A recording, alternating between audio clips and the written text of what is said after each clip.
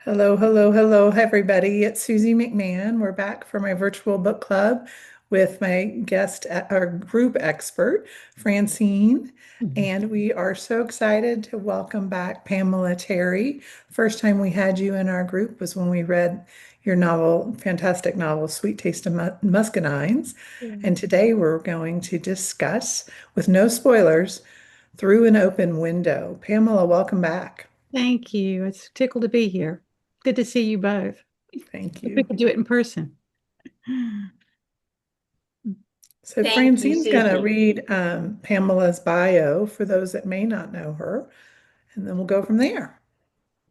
Okay, let me get it here. A lifelong Southerner, Pamela Terry learned the power of storytelling at a very early age. Terry is the author of When the Moon Turns Blue, The Sweet Taste of Muscadines, and the internationally popular blog From the House of Edward, which was named one of the top 10 home blogs of the year by London's Telegraph. She lives in Georgia with her songwriter husband, Pat, and their two dogs, Andrew and George. She travels to the Scottish Highlands as frequently as possible. Thank you so much, Pamela, for joining us. It's great to see you again. And I got Good to to meet see you you. a couple of years ago, and Yeah. the Sweet Taste of Muscadines. I love that book. Love, Oh, love, love. good. I'm glad. I'm glad. But I think I love this one more. Really? Well, that's Yeah, good to hear. That one was fun to write. It was really yeah, fun to write. yeah. So, It Susie, do you wasn't want the to? book I intended to write. It wasn't. No, I intended to write a completely different book, and I really tried to write a different book. But once I got the character of Margaret on the page, she wouldn't do what I planned for her to do. So, which if there are any writers out there, I think they'll understand. Once you have a character, those characters make up their own minds about things. And I kept trying to push her to do what I wanted to do, and she wouldn't. So I just let her do what she wanted to do. Did she speak to you as a lot of writers have said when they're trying to write a book, a character will speak to them and tell them where to go with the story? Is that how you felt? Well, it's not that mystical. I had intended to write a book about intentional living communities, if that makes any sense. We used to call them communes years ago. Hmm. Yeah. And they still exist, but they're called intentional living communities. And people go, all ages. They go and stay in these places and live there, and they're very close together, and they have a really strong sense of community. And that intrigued me. And so I saw this woman who was recently widowed, and I thought, she's going to move there. And then she's going to have all these problems with her children, and they're not going to understand why she's moved there. But when I got her on the page and I started, I think the book opens with her in her kitchen, and I could not get her to go. I mean, it just was not something this character would do. And the more I got to know the character, the more I got to know what she would and wouldn't do. And then someone shows up in the first chapter that changed everything. So um, I went with the characters where they wanted to go. It was it was a better journey, I think. I think it was a great journey. Susie, do you have a question? I do, I do. So when you put together this story and the images of the ant that shows up and the image of the house that appears on the refrigerator, that appeared to me to be a very low country house. Was that Yes, it your was. sense of place? Was It that what was. you were thinking the Yeah. island was and everything? Yeah, it was very low country. Wesleyan is fictional, where I set the book, even though I had one lady write me and say, I've told my husband I want to go to Wesleyan on our vacation this summer, and he's told me no such place exists. And I told him, yes, it does, but it really is fictional. But I sort of picture it sort of not far from Savannah. Yeah. So yeah, the house that showed up was that she found online was definitely a low country place. Yeah. Yeah, it Yeah. was a nice, it's a nice place. And the Mhm. other question that I have for you is, did you Did you keep the St. Wesleyan and the place where the house is located as one of your characters? Were you trying to develop a sense of place in addition to all the characters that are in the book? Well, yeah, I mean, Wesleyan, I've written three books now set in Wesleyan. When the Moon Turns Blue was set in Wesleyan as well as Muscadines. And it is a character because I know Southern towns so well. My new book that I'm just about to finish is set in another Southern town. I thought these three stories tied together really well to be set in Wesleyan. So I'm still in the South, but I'm in another town. But yeah, Wesleyan is like a character to me, just like this new city I'm writing about is a character. So I have a very strong, I mean, I think I think the place is part of the character. Whether you're Charlotte Bronte writing about Yorkshire, or whether you're Harper Lee writing about Macomb, I think the books that I love, the place is character. So yeah. Absolutely. Fantastic. Francine, you're up for another question for Pamela. I I love Margaret. I love the grief and the loss. But you know, my favorite character was Moose. Was it Um, Moose? yes, I I don't know. I think it's because of the loss of her father and missing that You and mean Mouse, Mouse. Mouse. Yeah, Oh, yeah, yeah, yes. So yeah. I'm sorry, I Mouse. was going, is somebody named Moose in this book? No, you mean Mouse. Yeah. I'm sorry, Oh, Pamela. that's Yes, no, okay. yes. It's okay. Um, and so I really loved her, and I was rooting from her from the beginning, Hmm. and especially with her brothers and all. And I wondered, was she difficult to write? Did you was it hard to bring her story live on the pages? No, she really wasn't. I felt like I knew her as soon as started writing her. I think all of us, if we've lived long enough, we've dealt with grief. And Sure. sometimes, a lot of the time, we carry it privately. And it's hard for us to talk about, sometimes even especially with the people we're closest to. And part of that, I think, is the reason if we talk about it, it makes it real. Hmm. And I was a real daddy's girl, and when I lost my dad, I felt a little bit like Mouse does too, like that anchor was gone. Hmm. And she's one of those Southern women that try to hold everything together and do everything for everyone. And so she's fraying a little bit on the edges, trying to do that, as we all would. But somebody comes along to kind of help all that out. Well, speaking of that, that was one of my favorite parts of the book. It Really? said, oh yeah, where it was talking about where Southern women always try to hold it together like your whole life is perfect and they want Mhm. everybody to think relationships perfect, the house is perfect and Mhm. your life. And, you know, we all know that that is definitely not true. Yeah. And so, It's not true for anyone. It's not true for no, anybody. whether you live in the South, East, Mhm. West, North, or whatever. And so I had circled that, and I actually took a picture of that page when Yeah. I was reading it because I was like, I can't forget to bring that up because I Yeah. know I'm going to love that part of it. Yeah. And I wonder if that's true in other parts of the country as much as it is in the South. I mean, I know it's very true in the South. I think that the South, it's strong. It's so strong compared Yeah. to the West. Women are kind of like whatever, Yeah. and I noticed that after living in Colorado for 30 years, after growing up in Atlanta, and even now when I'm back in South Carolina, there's a dichotomy, definitely Yeah. a difference in the overall. Um, The image we have of yeah, ourselves. Oh, yeah, the image we want to project. Yeah. for Yeah. sure. Yeah. Well, I know it's strong in the South. I mean, I grew up here and I watched it, and I think some of it is letting go a little bit, maybe with the younger people, but I don't know. I think you're exactly right because I tried to be like that, raising our daughter, and my daughter's nothing like that Yeah. now. But she also I looked. didn't come out like that either. My I didn't dad, either.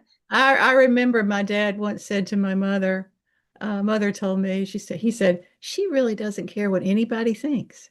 And I'm so proud of her for that. And I was like, Yeah, mother was not proud. She wished I had cared a little bit more what people think. I guess she was horrified, but my daughter's not like that, but she also lives in California, so I think that has Oh, a well, lot to yeah, do. there you go. Yeah. So would you like, do you have a special part that you could read for I us can read now, the opening please? since you don't Yeah, want any spoilers. yeah, Yeah. that would be great. There is a couple little prologues that sort of set things up, but I'll just start with chapter one and we'll just see how we go. I'll see where to stop. Chapter one's called Aunt Edith. Lawrence Elliott's urn was still in the box the first night Aunt Edith appeared.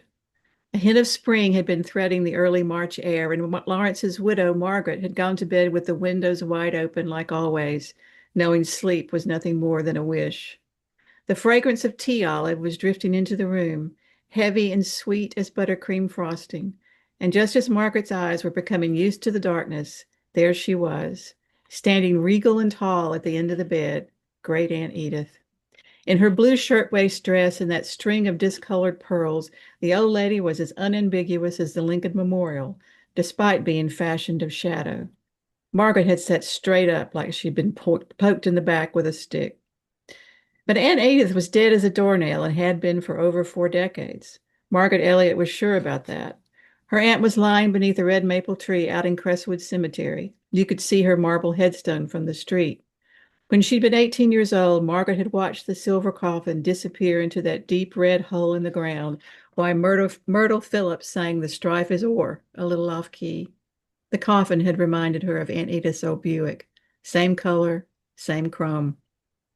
Even so, Aunt Edith had showed up at the foot of Margaret's bed again last night. It was the third time she'd seen her this week. Once again, the old lady had stood in a slice of white moonlight, holding a long yellow envelope out to Margaret and looking for all the world like she was just about to say something important, but disappearing before she could manage to formulate words. She left behind a familiar fragrance that lingered in the air until morning, arpege and ivory soap. Margaret hadn't been able yet to call Aunt Edith a ghost, but really, with her shimmering shape, more cobweb than concrete, what else could she possibly be? This, of course, was something Margaret Elliott had been keeping to herself. Seeing ghosts was never a good sign of anything. Yeah. I love it. And without spoilers, that she becomes a frequent visitor, I guess is the best Mhm. thing to say, right? Yeah, she does. Right. She's on a mission to help, I think. Now, if I have gotten this confused with another book, I please forgive me. That's okay. But wasn't there a girl dollhouse involved? Yeah, Okay. Where did you come up with that idea to have the messages or whatever be for a passed dollhouse. through the Um, dollhouse? that I have no idea. Oh, it just came to you. I have no idea. I saw a lot of houses in my mind in this book. Hmm. And one of them, I just saw a dollhouse sitting in this window.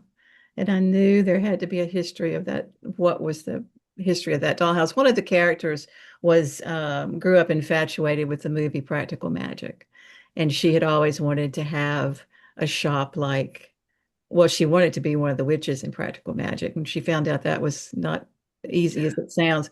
But then she decided she wanted to have a shop like the little shop in Practical Magic. And if you've ever seen that movie, I think most girls of a certain age saw that movie, and what they really wanted was the house because it was so amazing. So I saw that house sitting in the window, and that was too, for lack of a better word, too magical to resist. So I decided to use it. Yeah, Put it some, was well, the whole description that you did of the store and of the house and how it gets connected was really well written, and I really good. enjoyed it. Thank you. I appreciate that. Enjoyed it. Like I said, it was Francine. fun. It was a fun book to write. It was once I let go of trying to make her do what I wanted her to do, I had a really good time. And it just sort of appeared. My favorite character to write was Layla Goldsmith.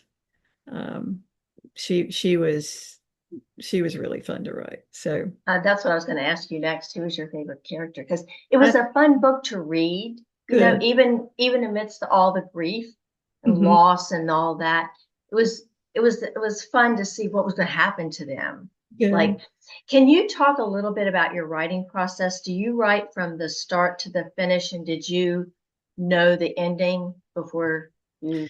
I never know the ending. And in fact, one of the things that kept me from thinking I could write for a long, long time was a quote from John Irving, who said, he was is a great writer and one of my favorites. And he said, before I begin a novel, I know the first line and the last line. And the implication was he knows exactly what the story is going to be and he knows how it's going to end. And that hobbled me for a long time because I thought, I don't know, you know? Mhm. Um, but then I heard someone, and I wish I could remember who it was. It was on Fresh Air or something on NPR, a writer I admire. And he said, I can't write a novel. He said, but I can write a sentence and I can write a paragraph. And on a good day, I can write a chapter. And he said, in that way, I do a whole book. And that really spoke to me because and to be honest, I'm not someone who lays everything out and plots everything out. To me, that would be too much like homework. The fun part of writing is the discovery. I've had times and it just happened in this book that I'm about to finish, but I've had times when I've typed something out and thought, oh, I didn't know that was going to happen. And that is the fun part of writing. That is the magic. There is a lot of anxiety and angst when you first start because you think, I don't know where this is going. I don't know where this is going. But I've learned that I write from character. And if I've got a character that I can see, then I can just follow her and things are going to happen. And the more I know her, the more I know what she will and won't do. And I do write from beginning to end, but I do edit as I go. Because if I get in chapter 4 and somebody does something that I know there is something back in chapter 2 that I'm going to need to fix to make what they've just done make sense. So I'll go back and fix that. Oh, But okay. but yeah, I just write from character. So I don't really know how. I've got an idea how this new one's going to end because I'm about a chapter away, but usually I don't know. And I've learned you just have to work through that anxiety of not knowing. I recently saw an interview with Elizabeth Strout, who wrote Olive Kitteridge. Mhm. She's got a Yeah, wonderful new book out, Things We yeah. Never Say. And they asked her if she plotted her books, and she laughed for about 30 seconds. And she said, "No, I just start writing, and I'm always surprised by what happens," which made me feel a lot better. And you're in good I've company, been you really know? good company. Yeah. I Yeah, I'm mean, way down the wrong, but I've been really good company. Yeah. I love her books Oh, too. they're wonderful. Yeah. Yeah. Did Really. you have now, did you pick this cover? Did you have a voice in picking the cover? This time I did, which usually writers don't, but there is a house not far from me that I had in mind. I pass by it frequently, and Mhm. I had it in mind for Margaret's house where she lived with Lawrence growing up. I mean, when they're throughout their marriage. And so I took a photograph of that house and sent it to the art department. And I told them there's a lot of hydrangeas around Margaret's house, and they came up with this, and I just love it. Yeah, It's I beautiful. think it is too. I think they nailed it I do with the too. house, the flowers, the I actually do the too. color, everything. Yeah. Because I I mean, also like it too because because those are three Wesleyan novels, they all look like they go together. So I was really pleased with that. I will say this: if I saw this in a bookstore, I would pick this up and buy it, even if I didn't know you.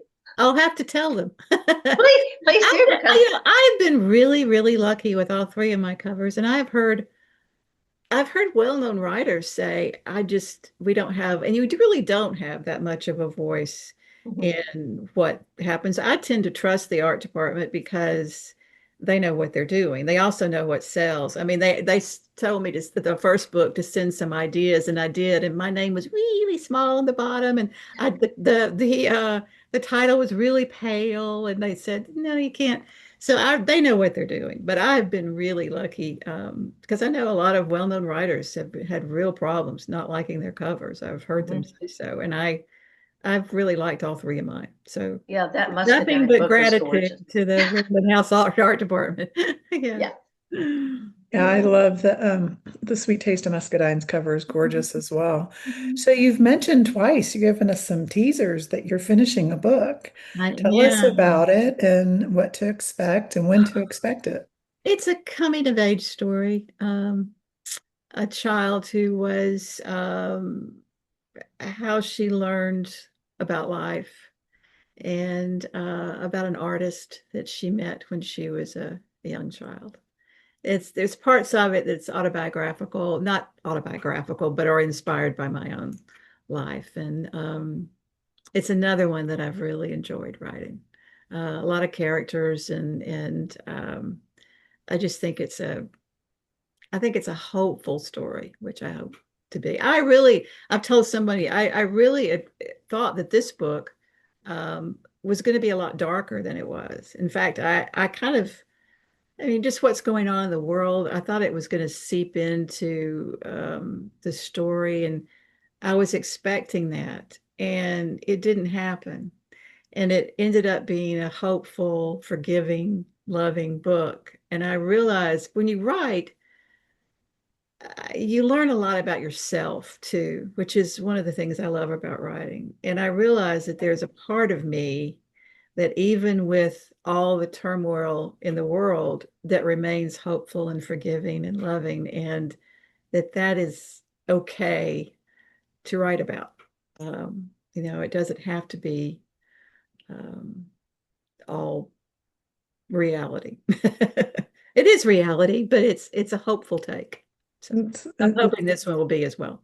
yeah, it's wonderful to find the light and the good and the silver Mhm. linings that are out there. Mhm. I'm going to do one more question, then turn back over to you, Francine. So you go to Scotland frequently. I was lucky enough to go back last August, September, or no, it was August because I went to the tattoo again. Oh, did you? And Yeah. this time I did more of the Isle of Skye. And I think of you every time I go. Oh, that makes me Um, happy. one We of were there the in October. Were you? One of the fun things was my guide was a Highlander himself, and he was also an author. And I actually interviewed him for, Oh, how wonderful. I don't think a lot of people read his book, but because it was called Culloden Tales, and it Yeah. was a combination because he worked at the Culloden Memorial, the museum part. Yeah. Have you been And there? pardon me? Have you been to Culloden? Yes, three Yeah. times. Yeah, Three good. times. And people would come and share stories with him, and then Mhm. he would ask permission to put them in a collection, and he did. And so he sells it there in that gift shop. And he also did his own family genealogy, and he went back to 805 AD. I mean, can you imagine? Wow, Go back that far. that's amazing. And it, he was the joy. It was the icing on the cake for that trip for Oh, me and absolutely. another Yeah, woman named Susan from Beaufort that went with me. yeah. Anyway, Well, it's one of my favorite places. It's do you just plan to go back this year? we're planning to go back in September, so we'll see what happens. But we have some reservations. I haven't booked the flights yet, but Yeah, yeah, we have some reservations, so we'll I see. want to get on those. They're going to get more expensive and more expensive Yeah, as the I summer know. goes on. Yeah, I know. Mm. Everything is. Francine, you're up. Okay, when you're not writing, what do you like to read? Do you have any good book recommendations that you can Oh offer? gosh, I'm reading Ann Patchett's new book right now, which is Ha, really sweet. do you Yeah, love it? I've yeah, got it. It's in my it's very stack. sweet. My favorite book this year was John of John. It was um, I heard him interviewed, and I ran out and got the book, and then Oprah picked it, so sort of like a confirmation. But that's one of the most beautifully written, um, intricate stories I've read in a long, long time. I think it'll Oh, probably be my favorite book this year. And it's set on the Isle of Harris, which is one of my favorite places and where we go a lot. So it felt like I was there. I mean, I recognized the roads he talked about and the ferry schedule and it just is it's a marvelous, marvelous book. So I highly recommend that. I might have to run out and get that one too. I keep seeing it. I keep, Yeah. and when Oprah recommended it, but now that you're saying all this about it, Well, it's one of those books that you want to keep reading it because you really want to know what happens, but the mhm, writing is so beautiful. You want it in small doses just so you can savor the sentences because they're so beautiful. And a lot of times you'll have a plot and or you'll have beautiful writing, but you won't have both. And this mhm. one just hits it on all levels. So I highly recommend that one. Well, that's great. I'm going to add that onto my top Yeah, of my list. yeah. Well, do you know when your next book will be out? Do you have it? Will it be a Usually 2027? I have to have it to them by August, and usually it's about a year. So Okay. it takes a year to do the editing and the cover and all the promotion and that kind of stuff. So it'll probably be about a year. Well, you make We'll sure that make it about 2 years after my last one. you let Susie and I know so that we can Oh, share it with the world I because will. I I appreciate love posting about authors and their it. books and Yeah. getting it out there into the Well, we're world. all authors are grateful. Well, That's the it's a best way to, I find that's the best way to find out about books is word of mouth anyway. So yeah, me too. And that it's such a I don't know, being in the author reading community is just a wonderful and fun place to be, I think. mhm. Yeah, yeah, I agree. Yeah. So do you have any other plans for the summer, Pamela? Any, Just um, finishing this book, yeah, the main thing. no music festivals or anything like that? No, no, my husband and I, he did a concert Saturday night and I did a reading. We do that occasionally, but most of the rest of the summer we're going to be, we don't usually travel in the summer. We're fortunate we go in either the fall or the spring. And so we miss the crowds and the midges in Scotland. Oh, So, midges, yeah. crazy. Did you experience them? I did the first time I went, but I Did did you? not this last time. I think it was still cool enough that they didn't come out of the woodwork. But I stayed at a place called the Witchery, and I don't know if Oh you've ever yeah, in seen it. Edinburgh. Yeah, yeah. I And haven't stayed yeah, I've recommended it to other clients. They don't pay commission to travel advisors, so it's just from the goodness of my heart that I'm there. like, you should really try this place out. And it such unique rooms, and then the dining room is really kind of, I've dark eaten and dinner creepy. there, but I haven't stayed there. I We have stayed a couple of times at their sister property, which is Prestonfield, which Hmm. is it's just right off the Royal Mile, about a couple of miles. But when you get there, it's like you're in the countryside because it's right at the foot of Arthur's Seat, and Oh, wow. it's on a large plot of land with Highland cattle, and you just feel like you're Mhm. miles away. But you kind of do have to take a taxi into town because it's a little too far to walk. Yeah, It's yeah. wonderful. So can you repeat? I'm sorry, I'm kind of out of it today, of course. The Okay. name of the book that you think is going to be your favorite book this year? Oh, John of John John of John? by Douglas Stewart. Okay, thank you. He's a Scottish writer, and Awesome. it's just a beautiful, beautiful book. Did you read Theo of Golden? I did, and I Did you like it like the yeah. rest? Yeah, yeah. We kind of did it as an aside, add-on to the book club because I wasn't able to get him to come on. Yeah. But I'm so Kind of thankful I think that he's you have joined us twice now.